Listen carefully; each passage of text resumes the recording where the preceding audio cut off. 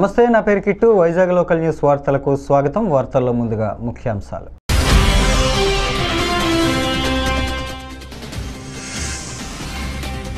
పహల్గామ్ హత్యలు, ఆపరేషన్ సింధూర్పై సమగ్ర విచారణ జరపాలి. సిపిఐ ఎంఎల్ న్యూ డెమోక్రసీ ఆధ్వర్యంలో సభ.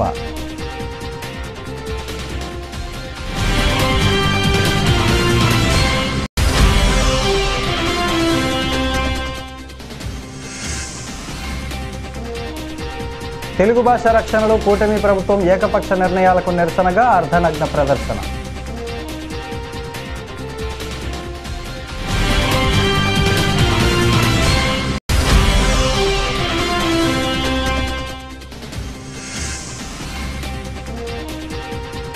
జ్ఞానాపురంలో కొలువున్న శ్రీ ఎర్నిమాంబ అమ్మవారికి ఘనంగా వార్షిక జాతర మహోత్సవం.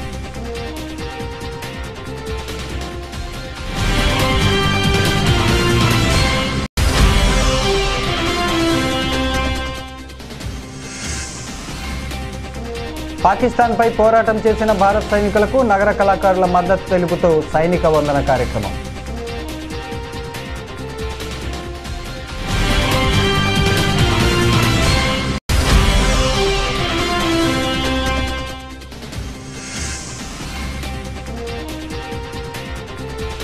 అనకాపల్లిలో చిన్నారి రోహిత కిడ్నాప్ కేసును ఛేదించిన పోలీసులు.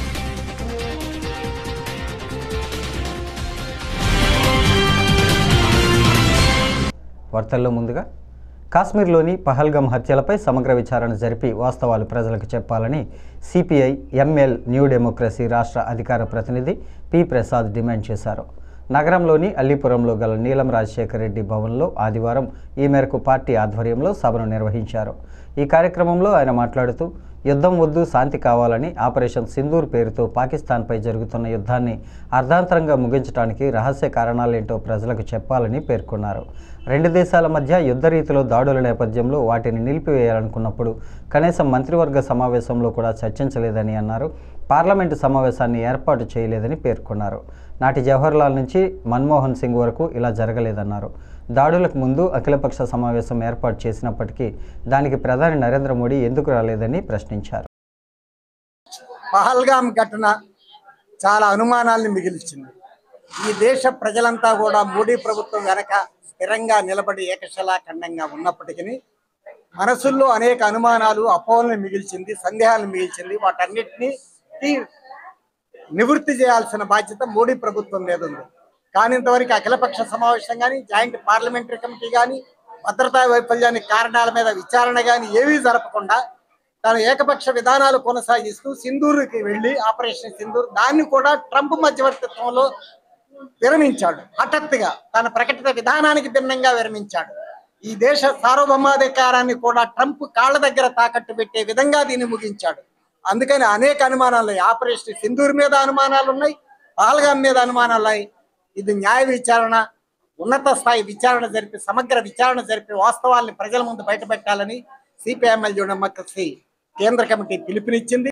నా పేరు Venkateswarlu, CPIML new democracy Visakha Vizianagaram జిల్లాల ఏరియా కమిటీ కార్యదర్శిని. ఈరోజు మేము విశాఖపట్నంలో భారతదేశంలో జరిగినటువంటి భారతదేశం పాకిస్తాన్ మధ్య జరిగినటువంటి యుద్ధం మీద ఒక అవగాహన కలిగించడం కోసం కేంద్ర కమిటీ పిలుపు మేరకు సభ నిర్వహించడం జరిగింది.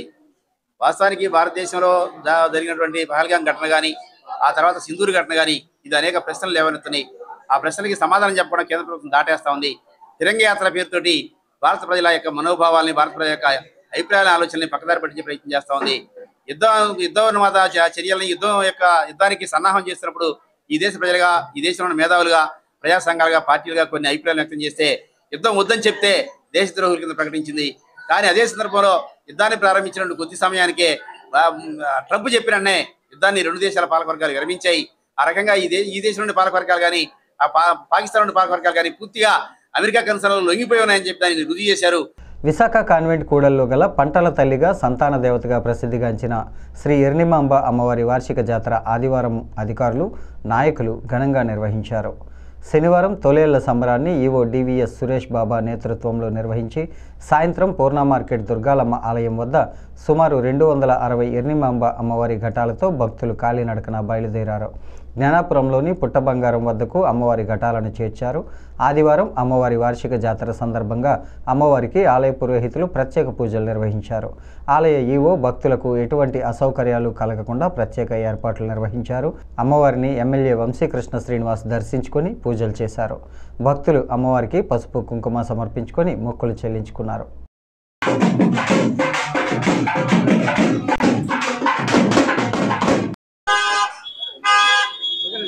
మాంబ అమ్మవారి పండగ సందర్భంగా విచ్చేసిన భక్తులందరికీ మా ఆలయ సభ్యులందరి తరఫున ధన్యవాదాలు తెలుపుకుంటూ, ఈ తల్లి అచ్చంపేట 34వ వార్డు అచ్చంపేట గ్రామ దేవత.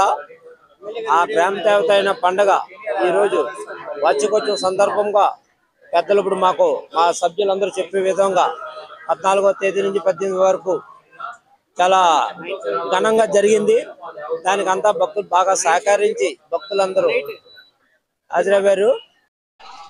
శ్రీ ఎన్నమాంబ అమ్మవారి దేవస్థానంలో వార్షిక జాతరోత్సవం సందర్భంగా ఈ నెల 14వ తారీఖున రాటోత్సవంతో ప్రారంభమై నీలధార సారి కార్యక్రమము అనేక రకాల కార్యక్రమాలతోటి అమ్మవారి జాతర దిగ్విజయంగా జరుగుతుందండి. నిన్న సాయంత్రం అమ్మవారి ప్రతిమలతోటి పూనా మార్కెట్ దుర్గాలమ్మ టెంపుల్ నుండి ఊరేగింపుగా ఎమ్మెల్యే వంశీకృష్ణ యాదవ్ గారి ఆధ్వర్యంలో ఊరేగింపు జ్ఞానాపురం ఆలయం వరకు విచ్చేసి ఉన్నది. ఈరోజు అమ్మవారి ప్రధాన పండుగ. వివిధ గ్రామాల నుండి విశాఖపట్నం సిటీ నుండి కూడా వేలాదిగా భక్తులు తరవచ్చి అమ్మవారి ఆశీస్సులతోటి భక్తులందరూ కూడా దర్శించుకొని ఇక్కడ వివిధ భక్తులతోటి మరియు దేవస్థానం వీరోచితంగా పాకిస్తాన్పై పోరాటం చేస్తున్న భారతీయ సైనికులకు మద్దతు తెలిపేందుకు జీవీఎంసీ గాంధీ విగ్రహం వద్ద కళాకారుల మద్దతు తెలుపుతూ సైనిక వందన కార్యక్రమం జీవీఎంసీ గాంధీ విగ్రహం వద్ద ఆదివారం జరిగింది.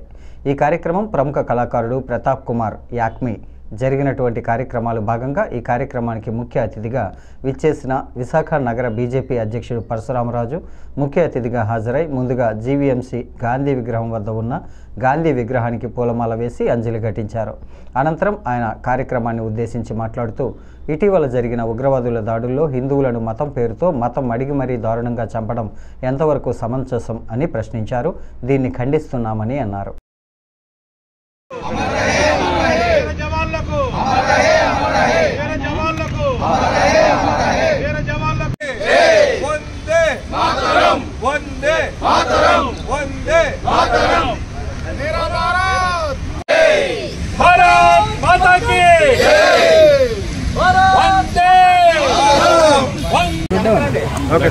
ఏదైతే ఏప్రిల్ 22వ తారీఖున పహల్గాంలో ఉగ్రవాదుల దాడిలో మరణించిన మన సామాన్య పౌరులు మతం పేరు కనుక్కుని మరీ కాల్చి చంపిన వైరం ఏదుందంటే అది తీవ్రంగా ఖండిస్తున్నాం.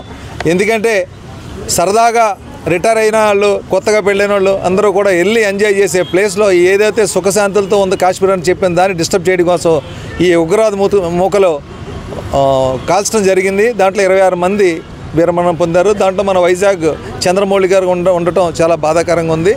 దీన్ని అనుసరించి 7వ తారీఖున మే 7వ తారీఖున నరేంద్ర మోడీ గారు చాలా చక్కగా ఏదైతే లాస్ట్ టైం సర్జికల్ స్ట్రైక్ చేశారో ఆ రకంగా ఓన్లీ ఉగ్రవాదుల మీద ఎగెనిస్ట్గా ఫైట్ చేశారు తప్ప పాకిస్తాన్ పౌరుల మీద ఏమి జరగకూడదని ఉద్దేశంతో ఓన్లీ స్థావరాలని ఏదైతే పాకిస్తాన్లో ఉన్న 4 స్థావరాలు అలాగే పీఓకేలో ఉన్న 5 స్థావరాలని ధ్వంసం చేశారు తప్ప ఎవరికి ఇబ్బంది పెట్టకుండా చేశారు.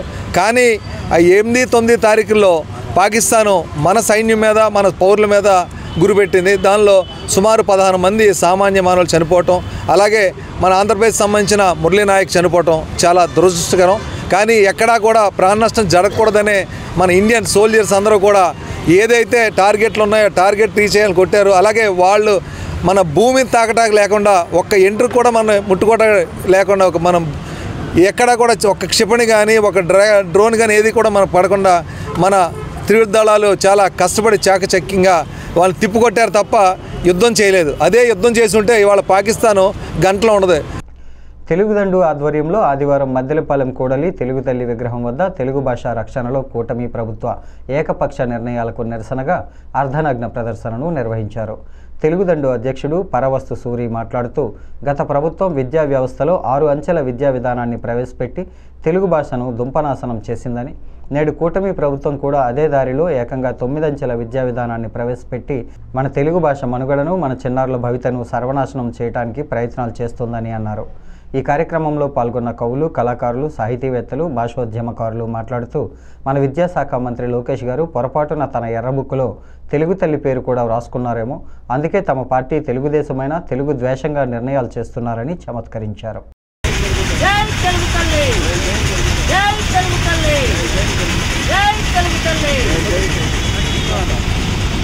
ఈరోజు మనం తెలుగుదండు ఆధ్వర్యంలో మన విశాఖ మదిలపాలెం కూడా తెలుగు విగ్రహం దగ్గర అర్ధనగ్న ప్రదర్శన అనేటువంటి నిరసన కార్యక్రమం నిర్వహిస్తున్నాం. కారణం ఏంటి అంటే మన కూటమి ప్రభుత్వం ఈరోజు తెలుగు భాషకు అన్యాయం చేయడానికి కట్టుకున్నట్లుగా నిర్ణయాలు ప్రకటిస్తూ ఉంది. గత ప్రభుత్వము విద్యా వ్యవస్థలో 6 అంచెలు పథకాన్ని పెట్టి గొప్పనాశనం చేస్తే మన తెలుగు భాషను మేము తక్కువ తిన్నామా అంటూ ఈరోజు మన కూటమి ప్రభుత్వం కూడా 9 అంచెల పథకం ప్రవేశపెడుతుందట. దాని మీద పూర్తి వివరాలు ఇంకా మాకు అందలేదు. కాబట్టి ఈ సందర్భంగా కూటమి ప్రభుత్వానికి, ముఖ్యమంత్రి గారికి, ఉప ముఖ్యమంత్రి గారికి, విద్యాశాఖ మంత్రి గారికి మీ పాదాలు పట్టుకొని మనవి చేయడం ఏంటంటే ఏకపక్షంగా నిర్ణయాలు ఉంది స్వామి. ఇప్పటికే మన భాషను దృష్టి పట్టించారు శక్తి వంచన లేకుండా. కాబట్టి కవులను, కళాకారులను, సాహితీవేత్తలను, భాషావేత్తలను సమావేశపరిచి అందులో మీ ప్రభుత్వంలోనే ఈరోజు మండలి వారు ఉన్నారు, మహానుభావులు. తర్వాత మన కందుల దుర్గేష్ గారు ఉన్నారు, ఆయన అద్భుతమైన కళాకారులు, భాషాభిమాని. తర్వాత మా విశాఖపట్నం నుంచి విష్ణుకుమార్ రాజు గారు ఉన్నారు, మొండిగా దేనికోసమైనా పోరాడగలరు. ఇటువంటి వారందరూ మన అసెంబ్లీలో కూడా తెలుగు భాషను కాపాడుకోవాలని వాళ్ళు వినతి పత్రాలు మనవి చేశారు. కానీ మన విద్యాశాఖ మంత్రి గారు పట్టించుకున్నట్టు లేదు. రాష్ట్ర ప్రభుత్వం ప్రతిష్టాత్మకంగా చేపట్టిన స్వర్ణాంధ్ర స్వచ్ఛాంధ్ర కార్యక్రమాల్లో నగర ప్రజలు భాగస్వామ్యం కావాలని మేయర్ పేలా శ్రీనివాసరావు పిలుపునిచ్చారు. నగరంలో వేడి తగ్గాలంటే పచ్చని చెట్ల సంఖ్య పెరగాలన్నారు. శివాజీ పార్కులో Swarnandhra Swachhandhra beat the heat కార్యక్రమం నిర్వహించారు. MLA Velagapudi Ramakrishnababu, director of agriculture Sasa, Visakha జిల్లా ప్రత్యేక అధికారి ఎస్ ఢిల్లీరావు, జిల్లా కలెక్టర్ హరీంద్ర ప్రసాద్ తదితరులు ఈ కార్యక్రమంలో పాల్గొన్నారు.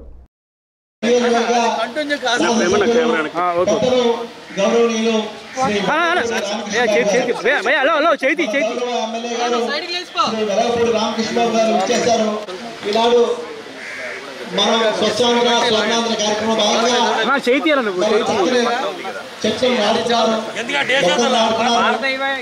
ఇతర జీవులను కూడా ఎలా రక్షించాలి అనే దాని మీద ఈ నెల కాన్సెప్ట్. దానికి సంబంధించి మనం ఇప్పుడు ఇక్కడ ఈ నెలకు సంబంధించిన బీట్ ద హీట్ థీమ్ మీద చర్చలు చేయడం జరిగింది. దీంతో పాటు జీవీఎంసీ ఆధ్వర్యంలో చేపడుతున్న అభివృద్ధి కార్యక్రమాల్లో భాగంగా కొన్ని వాహనాలు కూడా మనం ఈరోజు ఇవ్వడం జరిగింది. ఇంతే కాకుండా మన శివాజీ పార్క్లో ఏర్పాటు చేసిన వివిధ స్టాల్స్, సస్టైనబుల్ డెవలప్మెంట్ సంబంధించిన ఈ స్టాల్స్ కూడా మనం ఏర్పాటు చేయడం జరిగింది. మొక్కలు నాటడం జరిగింది. ఇక్కడ కార్పొరేషన్లో పనిచేస్తున్న శానిటేషన్ కార్మికులకు కూడా ఉచితంగా క్యాప్స్ అన్ని కూడా సరఫరా చేయడం జరిగింది. ఈ కార్యక్రమం ద్వారా ప్రజలందరికీ కోరుతున్నది ఏంటంటే ఈ ఎండాకాలంలో ప్రతి ఒక్కరు కూడా కొన్ని జాగ్రత్తలు తీసుకోవాల్సిన అవసరం ఉంది. వాళ్ళు ఎప్పుడు కూడా మంచినీళ్ళు తాగడం, హైడ్రేటెడ్గా బాడీని ఉంచుకోవడం, అదేవిధంగా ఎండ సమయంలో ఎస్పెషలీ 10 గంటల నుంచి 3-4 గంటల దాకా బయట ఎక్కువ తిరగకుండా వాళ్ళు ఇంట్లోనే ఉండవలసిగా కోరుతున్నాము. ఎన్ఆర్ఈజిఎస్ వర్క్ రోజు మన విశాఖపట్నం జిల్లాకు సంబంధించినటువంటి బీట్ ది హీట్ ఈ స్వర్ణాంధ్ర స్వచ్ఛాంధ్ర ప్రోగ్రాం అనేది విజయవాడ విశాఖపట్నం తూర్పు నియోజకవర్గంలో మన వెలగపూడి రామకృష్ణబాబు గారు ఆధ్వర్యంలో మన స్థానిక మేయర్ గారిలో 19వ వార్డులో ఈరోజు ఈ కార్యక్రమం అనేటువంటి చేసుకోవడం జరిగింది. అన్ని వార్డుల్లో కూడా ఇలాంటి అవగాహన కార్యక్రమాలు అనేటువంటి ఏర్పాటు చేయడం జరిగింది. రూరల్ ఏరియాస్లో కూడా ఇటువంటి కార్యక్రమాలు అని చెప్పడం జరిగింది. అంటే ఈ ఎండ తీవ్రత వల్ల, వడదెబ్బ వల్ల చాలామంది చనిపోతున్నారు. అలాంటి మార్టాలిటీస్ లేకుండా చేయడానికి ప్రజల్లో ఒక అవగాహన తీసుకురావడానికి, ఆ ప్రజల్లో అవగాహన తీసుకురావడం, దాంతోపాటు వల్నరబుల్గా ఎవరైతే పాపులేషన్ ఉంటుందో వాళ్ళకి తగు జాగ్రత్తలు అనేటువంటి చేసేటట్టుగా అన్ని రకాల కార్యక్రమాలు ఇప్పుడు కలెక్టర్ గారు చెప్పినట్టు అన్ని కార్యక్రమాలు అనేటువంటి జరుగుతున్నాయి. గత జనవరి నుండి ప్రతి నెల ఒక్కొక్క థీమ్తో మన గౌరవ సీఎం గారు ఏర్పాటు చేసినటువంటి ఈ గొప్ప క్యాంపైన్ ప్రోగ్రాం అనేది ఇంకా ఎక్కువ చక్కగా జరగాలని చెప్పేసి ప్రజల్లో దీని గురించి ఒక ఒక ఒక మొమెంటం అనేటువంటిది ప్రజల్లో అందరికీ కూడా రావాలని చెప్పేసి కోరుకుందాం. సో దీనికి ప్రజాప్రతినిధులు, అధికారులు అండ్ ప్రజలు ముగ్గురు కూడా కలిసి సమన్వయం చేసుకొని వస్తున్నందుకు చాలా చాలా ఆనందంగా ఉంది. సో సీఎం గారు ఏదైతే ఏ అబ్జెక్టివ్తో అయితే పెట్టున్నారో ఆ అబ్జెక్టివ్ అనేటువంటిది ఫీల్డ్ లెవెల్లో చక్కగా జరుగుతున్నందుకు గాను దాన్ని అబ్జర్వ్ చేయడానికి నేను వచ్చి ఈరోజు ఇంత చక్కగా ఈ కార్యక్రమం అనేటువంటిది జరిపించినందుకు మరొకసారి ఎమ్మెల్యే గారికి, మేయర్ గారికి, కలెక్టర్ గారికి ప్రత్యేకమైనటువంటి అభినందనలు.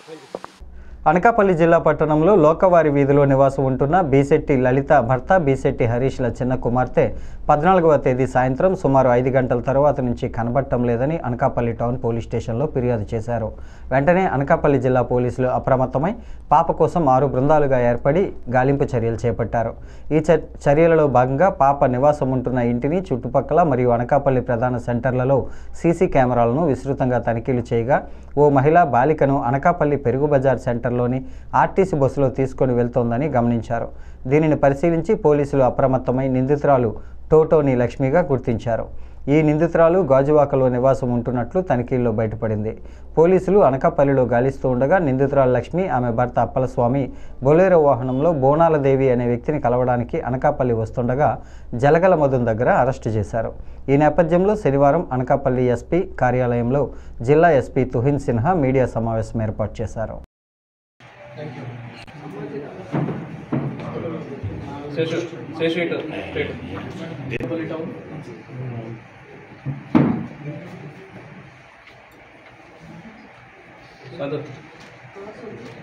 దగ్గర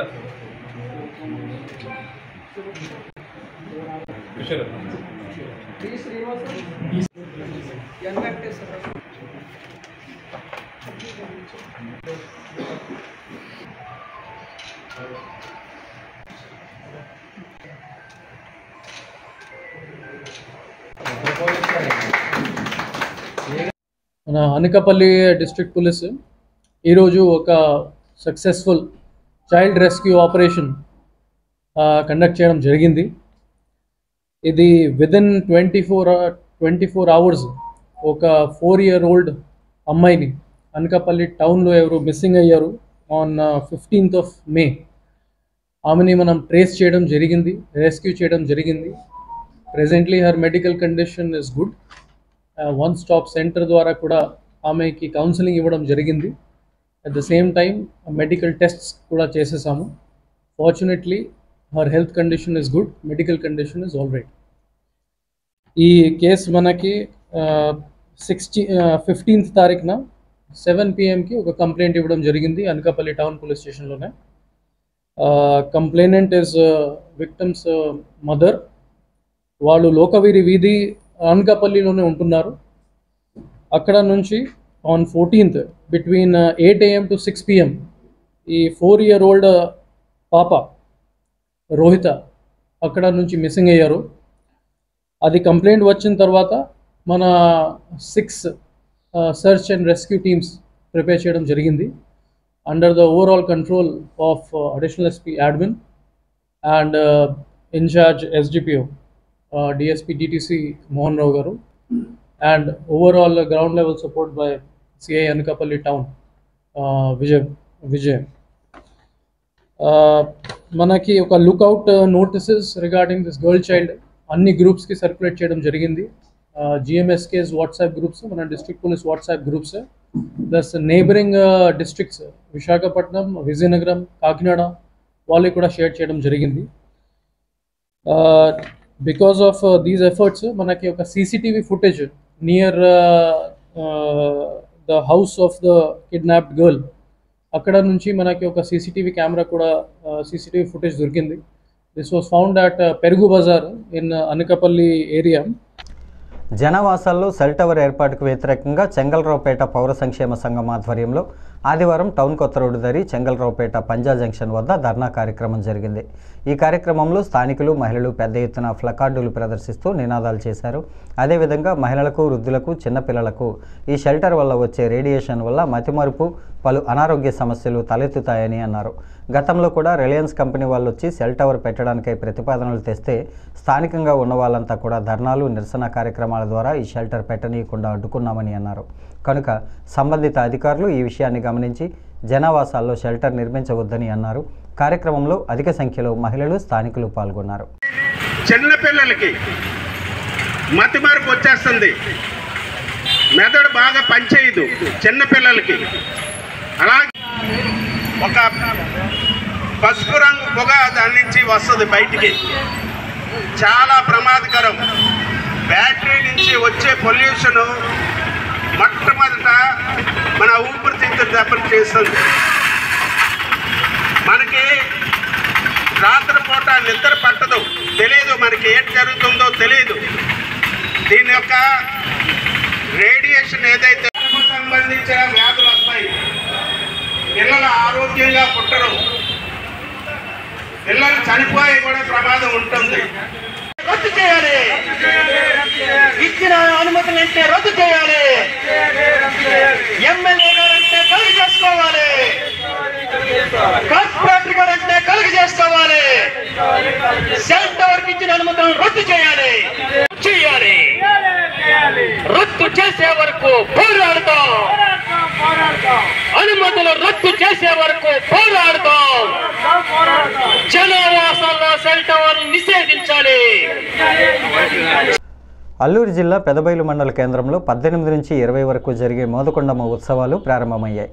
ఆదివారం అరకు ఎంపీ గుమ్మ తనుజారాణి, ఉమ్మడి విశాఖ జిల్లా పరిషత్ చైర్పర్సన్ జల్లిపల్లి సుభద్ర సత్కంపట్టు వద్ద ప్రత్యేక పూజలు నిర్వహించారు. ప్రత్యేక పూజలలో పాల్గొన్న అరకు ఎంపీ గుమ్మ తనుజారాణికు జడ్పీ చైర్పర్సన్ జల్లిపల్లి సుభద్రకు ఉత్సవ కమిటీ సభ్యులు దుస్సాలువలతో సన్మానించి మోదకొండమ్మ తల్లి చిత్రపటాన్ని బహూకరించారు.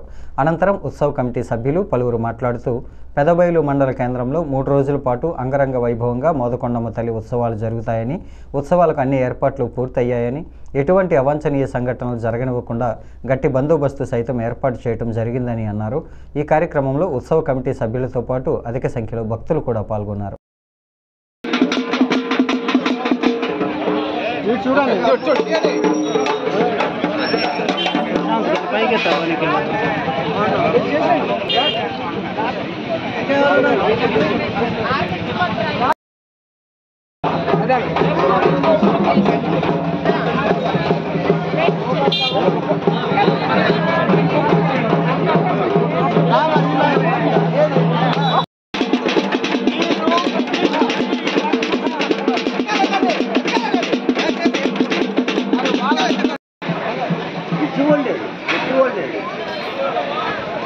ఎడిపోతే ఆడిపోతాం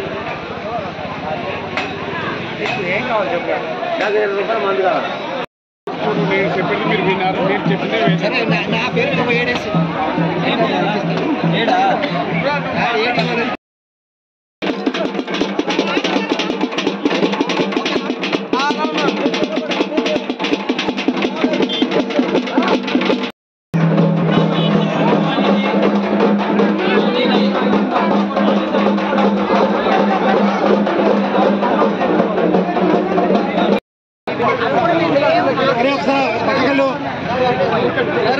ఫోటోల్లో లేకుండా అయిపోతున్నారు. కూర్చుంటారా? మెల్ల మెల్ల తీరా చేతి. Okay, good. అది లెక్క. ఓకే, తీసుకో.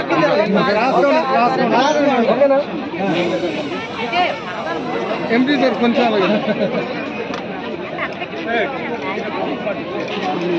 జాతరకైనా కంట్రోల్ చేయగలం, ఇక్కడ కష్టం.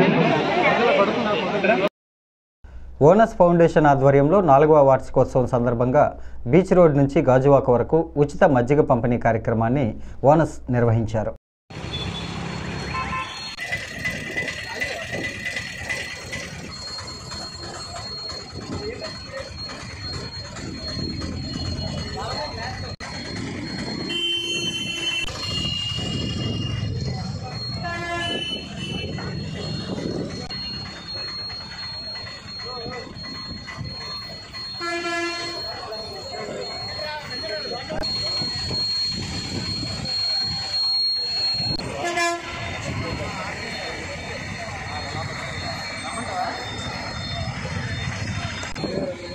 4వ వార్షికోత్సవం సందర్భంగా ఈ రోజు ఎండలు మండిపోతున్న సమయంలో ఇలాంటి బాగా ఎండల్లోని సమయంలోని ఓనస్ ఫౌండేషన్ ఒక ఇలాంటి కార్యక్రమం నిర్ణయించుకుంది.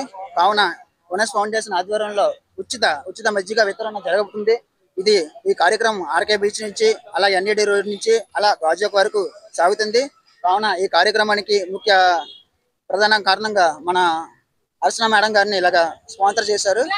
ఈ మజ్జిగ దహనానికి ఉచిత మజ్జిగ వితరణకి సాయం చేసిన ప్రతి ఒక్కరికి, అలాగే సాయం చేసిన ప్రతి ఒక్కరికి పేరు పేరున ధన్యవాదాలు తెలియజేసుకుంటూ, అలాగే మా కార్యక్రమాలన్నీ సోషల్ మీడియా హ్యాండిల్స్ లో కానీ ఏదైనా సరే దాంట్లో మనం పోస్ట్ చేయబడుతుంది.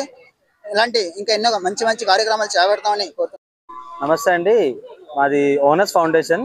సో ఎవ్రీ ఇయర్ మా ఫౌండేషన్ నుంచి ఇలా మజ్జిగ కార్యక్రమాలని, అలానే పేదవారికి చెప్పులు పంచడం కానీ ఎండాకాలంలో, అలానే వర్షాకాలంలో గొడుగులు కానీ ఇలాంటి ప్రతి కార్యక్రమం చేస్తూ వెళ్తాం. అలాగే ప్రతి వారంతో పాటు అందరికీ కూడా ఫుడ్ డొనేషన్ కూడా చేస్తూ ఉంటాం. సో అలాగే ఈ సంవత్సరంలో ఈసారి మన వైజాగ్ బీచ్ రోడ్ దగ్గర నుంచి గాజువాక వరకు కూడా మజ్జిగ పంపిణీ కార్యక్రమం చేస్తున్నాం. సో ఈ కార్యక్రమంలో భాగంగా ఇప్పుడు కాంప్లెక్స్ దాకా వచ్చాం. ఇక్కడ నుంచి ఇలాగ మన ఎన్ఏడి రూట్ ద్వారా గాజువాక వెళ్ళడం జరుగుతుంది. అలాగే వచ్చే వారంలో కూడా మేము ఈ చెప్పులుగా పంచే కార్యక్రమం కూడా ఉన్నాయి. అలా ప్రతి కార్యక్రమాన్ని చేస్తూ ఉంటాం. ఆయుష్మాన్ ఆరోగ్య కమ్యూనిటీ హెల్త్ ఆఫీసర్ల సమస్యలు పరిష్కరించాలని కోరుతూ నిరసన ప్రదర్శించారు. ఈ రోజుకు 21వ రోజు. ఈ సందర్భంగా పెద్ద ఎత్తున నినాదాలు చేస్తూ కార్యక్రమాన్ని ఉద్దేశించి వారు మాట్లాడారు. వైద్య ఆరోగ్య శాఖలో NHM ద్వారా గ్రామీణ ప్రాంతాల్లోని ఆయుష్మాన్ ఆరోగ్య కమ్యూనిటీ హెల్త్ ఆఫీసర్ల పెండింగ్ ప్రోత్సాహకాలను జమ చేయాలని అసోసియేషన్ నేతలు డిమాండ్ చేశారు. ఆయుష్మాన్ కమ్యూనిటీ మందిర్లలో పనిచేస్తున్న కమ్యూనిటీ హెల్త్ ఆఫీసర్ల సమస్యలు పరిష్కరించాలని, ఆయుష్మాన్ భారత్ నిబంధనల ప్రకారం 6 సంవత్సరాలు పూర్తి చేసుకున్న CHOలను రెగ్యులర్ చేసి ఉద్యోగ భద్రత కల్పించాలని వారు కోరారు.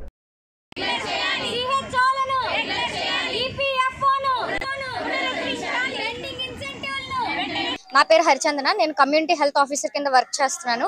ఇవాళ మా ఈ సమ్మె 21వ రోజుకి చేరుకున్నదండి. 20 రోజులు పూర్తి చేసుకున్నప్పటికీ కూడా గవర్నమెంట్ మా సమ్మె మీద ఎటువంటి దృష్టి సారించకపోవడం మాకు చాలా బాధాకరంగా ఉందండి. ఈ కమ్యూనిటీ హెల్త్ ఆఫీసర్లు అందరం కూడా మేము ఒకటే చెప్తున్నామండి, గవర్నమెంట్ దయించి మా మీద మేము ఏవైతే సమ్మె స్టార్ట్ చేసినప్పుడు డిమాండ్స్ చెప్పామో అవి కొంచెం దృష్టి సారించి మా యొక్క సమ్మె నుంచి మమ్మల్ని విరమించుకునేలాగా చేస్తారని కోరుకుంటున్నామండి.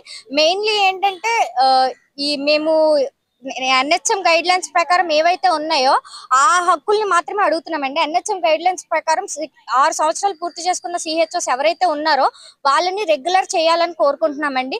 అలాగే మాకు EPF ఎంప్లాయ్ ప్రొవిడెంట్ ఫండ్ అనేది ఏ జాబ్ చేసే వాళ్ళకైనా సరే ఒక సెక్యూరిటీ అండి. అలాంటిది ఆ జాబ్ సెక్యూరిటీ కూడా లేకోకుండా ఎంప్లాయ్ ప్రొవిడెంట్ ఫండ్ ని లాస్ట్ 1 year గా మాకు ఆపేయడం జరిగిందండి. అంటే కట్ చేయకుండా ఆపేస్తున్నారండి. ఎందుకు కట్ చేయకుండా ఆపేశారు అనేది కూడా మాకు ఇప్పటికి వచ్చి క్లారిటీ కూడా లేదండి. సో ఏంటంటే EPFOని పునరుద్ధరించమని చెప్పేసి గవర్నమెంట్ ని మేము ఈ మీడియా తరఫున కోరుకుంటున్నామండి. అలాగే పెండింగ్ ఇన్సెంటివ్లు ఏవైతే పెండింగ్ లో బకాయిల్లో ఉండిపోయాయో ఆ ఇన్సెంటివ్లు అన్నిటిని కూడా విడుదల చేయమని గవర్నమెంట్ ని హృదయపూర్వకంగా కోరుకుంటున్నామండి.